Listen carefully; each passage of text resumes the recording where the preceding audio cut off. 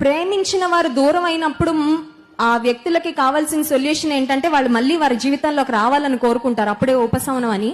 కానీ వాళ్ళు నీ కోసం మంచిది కాదు అని దేవుడు అనుకున్నప్పుడు, వాళ్ళు నీ కొరకు దేవుడు ఏర్పరిచిన లైఫ్ పార్ట్నర్ కానప్పుడు వాళ్ళని దేవుడు తీసేస్తారు, ఇందాక చెప్పినట్లు.